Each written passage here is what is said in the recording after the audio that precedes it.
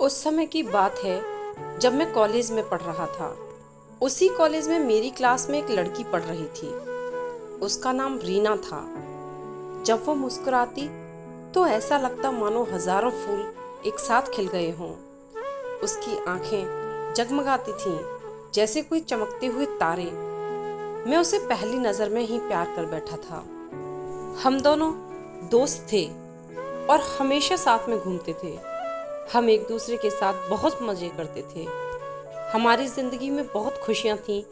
अपने सपनों के बारे में बातें करते थे, अपने भविष्य की योजनाएं बनाते थे और हम दोनों एक दूसरे के साथ बहुत खुश थे। ऐसा लगता था कि मानो जीवन में कुछ और चाहिए ही नहीं। फिर एक दिन जब हम अपने दिल की बातें करने के लिए मिले, मैंने उसे अपने दिल की बात बताई। मैंने उसे बताया कि मेरा दिल अब तुमसे प्यार करने लगा है और मैं चाहता हूँ कि हमेशा के लिए तुम्हारे साथ रहूं। लेकिन वो इस बात को इग्नोर कर गई और वो मेरे प्यार का साथ नहीं दे सकती थी। रीना ने मुझे बड़े प्यार के साथ समझाया कि वो पहले से ही किसी और के साथ रिश्ते में है। मेरे लिए ये एक बहुत बड़ा झटका था जिसने मेरे दिल को तोड़ कर रख दिया। यह सुनकर जैसे कि मेरी सांस रुक गई हो। मुझे बहुत दुख हुआ क्योंकि मैंने सोचा था कि वह मेरी है, मेरी ही होगी। मैं पत्थर की तरह खड़ा रहा। एक पल के लिए मुझे ऐसा लगा मानो मेरे अंदर खून ही नहीं रहा। मेरा सिर झुक गया था और वो अपने और बॉयफ्रेंड के बारे में बोले ही जा रही थी। लेकिन एक ही सवाल बार बार मेरे दिमाग में आ रहा था, ये उसने पहले क्यों नहीं बताया।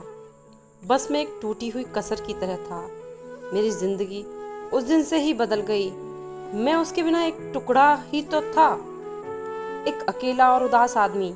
जो भी प्यार में गिरता है वह यह अच्छी तरह से जानता है कि प्यार टूटने पर कैसा दर्द देता है। मेरे सोचने समझने की शक्ति मानो किसी ने पूरी तरह खत्म कर दी हो।